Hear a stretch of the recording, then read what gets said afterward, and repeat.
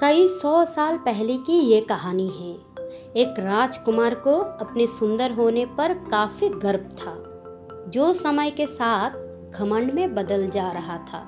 राजकुमार को अपनी प्रशंसा सुनना बहुत पसंद आता था।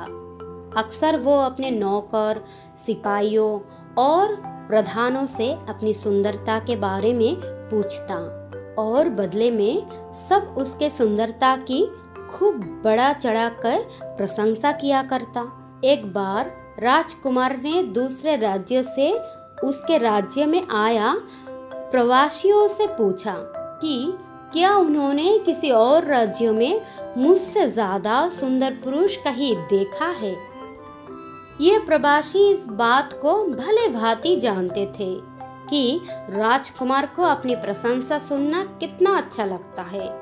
हालांकि राजकुमार सच में दिखने में सुंदर थे, लेकिन इन प्रवासियों ने उन्हें खुश करने के लिए उनकी कुछ ज्यादा ही प्रशंसा कर दी। प्रवासियों ने कहा कि उन्होंने अपने राज्य में तो क्या, किसी भी राज्य में उनके जितना ज्यादा सुंदर पुरुष कभी नहीं देखा। वो तो यहाँ तक कह गए कि शायद वो भगवान जितने सुंदर है। राजकुमार अपनी इतनी ज्यादा प्रशंसा सुनकर खुश हो गया और वो अब हर प्रवासी से अपने तारीफ सुनना चाहता था। एक बार उसके राज्य में एक साधु आया। राजकुमार ने उसे भी अपने दरबार में बुलाया और वही सवाल पूछा कि क्या उन्होंने राजकुमार से ज्यादा सुंदर पुरुष कहीं देखा है। साधु ने राजकुमार से कहा कि हाँ, उन्होंने सुबह ही उनसे भी ज्यादा सुंदर पुरुष को देखा है। सभी साधु के बात सुनकर हैरान थे। राजकुमार ने साधु से पूछा, कौन है वो पुरुष। साधु ने कहा, सुबह मैंने आपको देखा था, तब आप से ज्यादा सुंदर लग रहे थे। साधु की बात सुनकर सब दंग थे। राजकुमार ने अपने सेवकों से पूछा कि क्या वो अभी सुबह से कम सुंदर नजर आ रहा है। सेवकों ने कहा, उन्हें तो वो उतने ही सुंदर दिख रहे हैं। राजकुमार ने साधु से पूछा, जब सभी को कोई फर्क नजर नहीं आ रहा तो भला आप ऐसा क्यों कह रहे हैं। साधु ने राजकुमार से कहा कि ये सब आपकी नौकरी करते हैं, इसलिए उन्होंने आप में कोई कमी नहीं दिखेगी और मैं ये साबित कर सकता हूँ। साधु ने एक कटोरे में पानी मंगवाया और राजकुमार के कुछ सेवकों को दिखाया और उन्हें बाहर जाने के लिए कहा। फिर साधु ने उस पानी के कटोरे से 1 चम्मच पानी निकाला और फेंक दिया।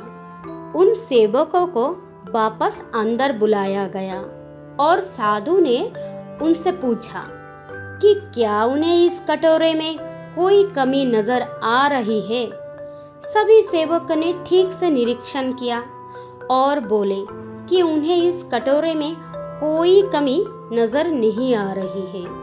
इस प्रयोग ने राजकुमार की आंखें खोल दी।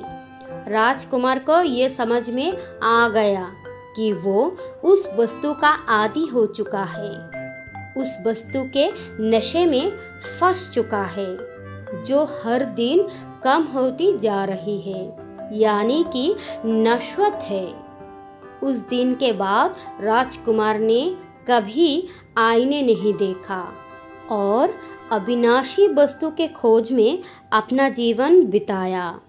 तो दोस्तों, इस कहानी से हमें जो सीख मिलती है वो है सुंदरता क्या होती है।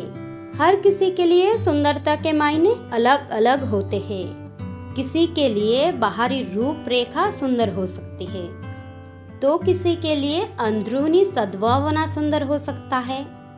आजकल लोग अच्छे नाक नक्शे को सुंदर का पैमाना मानते हैं, जो बिल्कुल गलत है। सुंदरता अच्छे स्वभाव, अच्छे विचार और अच्छे कर्मों से निर्धारित की जानी चाहिए। तो दोस्तों, कौन कौन इस बात से सहमत है प्लीज़ कमेंट में ज़रूर लिखिएगा। Thank you.